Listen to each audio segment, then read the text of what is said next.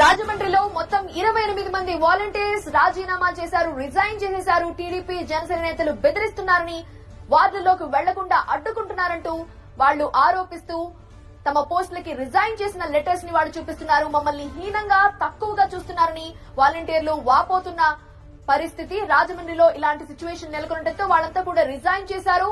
ఇక నుండి మేము జగన్ పథకాలను ప్రజల్లోకి తీసుకువెళ్తామంటున్నారు వాలంటీర్స్.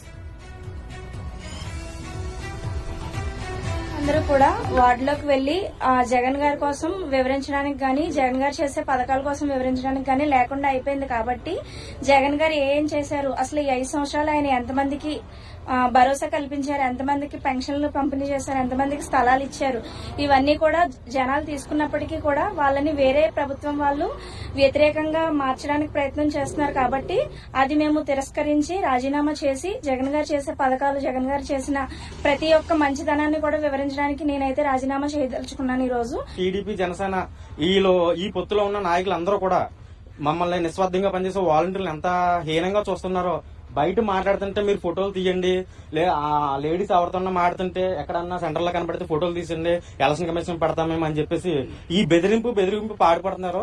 అది చాలా మేము బాధపడ్డాం. ఈ 23 వాలంటీర్లు ఇప్పుడు తీశారు కాబట్టి, వాళ్ళని అన్యాయంగా తీశారు కాబట్టి తిరిగి వాళ్ళని ఒకసారి పరిశీలించి మళ్ళీ విధిలోకి తీసుకోవాలని కోరుకుంటున్నాం.